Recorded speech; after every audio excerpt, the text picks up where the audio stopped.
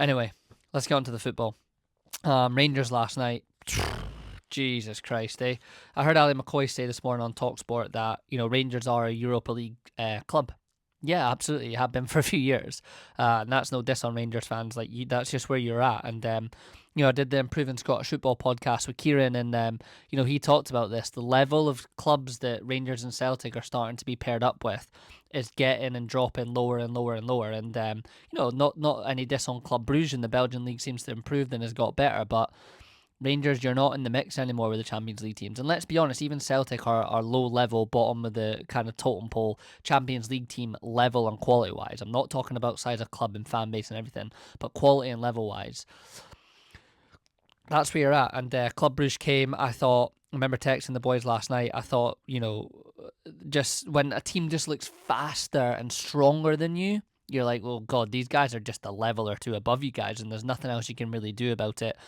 And I did the video yesterday, and Russell Martin talked a lot about wanting the players to play with joy at Ibrox and enjoy it again. Fuck me, they were anxious as anything at the beginning. He even said that, especially after conceding that goal. That's a defender's fault, by the way, unless he's heard a shout from Jack Butlin. But for me, that's absolutely a defender's fault for that first goal. And then you concede, again from a set piece. It doesn't look like they're doing a lot of work on it. I don't get that vibe at all.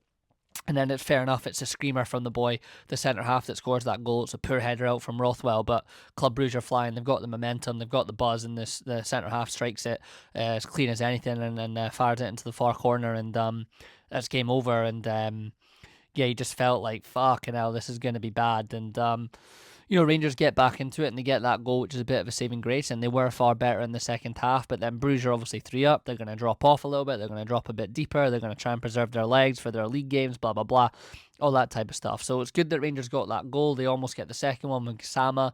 At first, I was like, that's a goal for me. The more I seen it, obviously Alan McGregor was on the commentary, who was great, which I'm about to get into.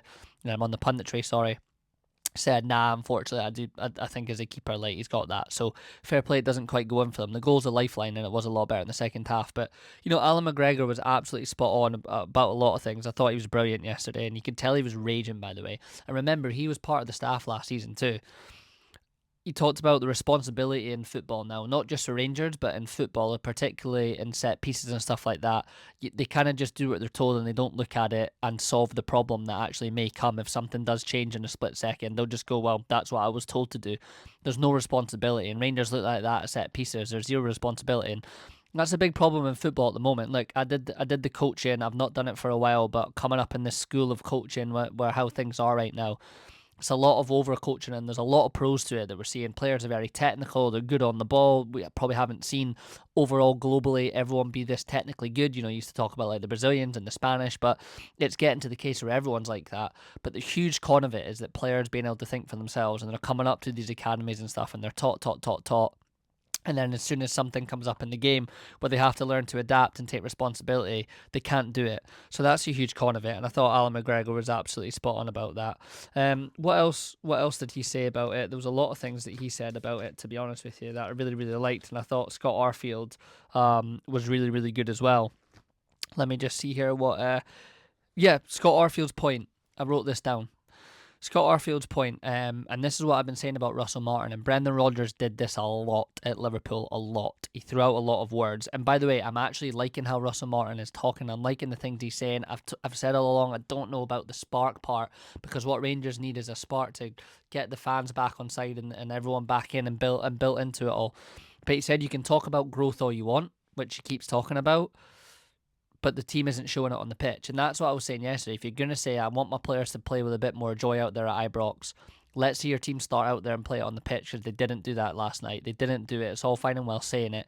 Is it getting across to your players? And that's ultimately your whole job as a manager. Everything you're saying, get it across to your players and let it show out on the pitch. He said Rangers have only been good in moments for the last couple of years, but where's the full 90-minute performance? And he said that again about Russell Martin's team. There's been moments in all the games where they've looked all right, and there was moments in the second half last night where they looked all right, but they're not doing it for 90 minutes, and that's a huge problem. And there's a lot of things, like McGregor feels like there's obviously not like a desire, and a grit and an understanding of the club, and that's getting more and more difficult if you're signing foreign lads and everything like that. It's hard for them to fully understand that and kind of get that into their head, and especially when they're coming into an environment where it's already not toxic, but fans are walking out easily. They're quite quickly to give up because they're a bit fed up of where they're at. And Russell Martin keeps saying that there's a lot of pain that they need to go through, and hopefully they can judge him by the end of May. I don't know if you get there, mate. It depends on how much the board backs you, but I don't know if he gets there. It's so early in the season. I want coaches to be given time, let him get everything across. But unfortunately, at a club like Rangers, it's really just winning will get the fans on side, mate, and let the style and stuff like that come second.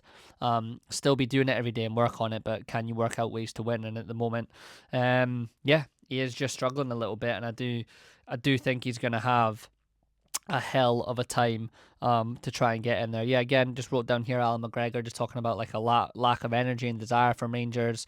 As I said, he's been in the club. They kind of analysed the press that Rangers had in the second half. They were a lot higher, a lot more positive, a lot more energetic. They should be doing that from the start at Ibrox. I think the goals change game. I think the goal obviously spooks them a little bit and just adds to the anxiety that they've already got there playing at Ibrox and everything like that. So yeah, absolutely. It's funny they talked about like XG and stuff like that, and Alan McGregor was like, "I'm not a fan." Rangers had far better XG than Club Brugge. Club Brugge scored 3 goals and Rangers got 1. It's all that fucking matters at the end. Tie's not over. Got that goal. Still a little bit of hope there, but they'll need to go, and being away from home and maybe having to be a bit pragmatic might suit them a little bit more. But let's see. It's just really, really not there. The booze at the end, players leaving. He said it's all about the players' effort. Russell Martin, that we need to get that back on board. But like I say, man, the fans are walking out in your maybe 5th or 6th game in charge in Europe. And again, I do think Rangers fans do need to understand and accept that you are a Europa League team. And even if Rangers can get into the Champions League, like I keep saying, Ibrox will be tough in that. But you look at the level of them, and I just don't think it would be.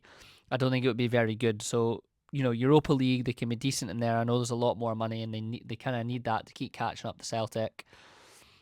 Celtic have somewhat of an easier tie. I have no idea really about the team that they're playing, but I think Celtic will be all right and get through.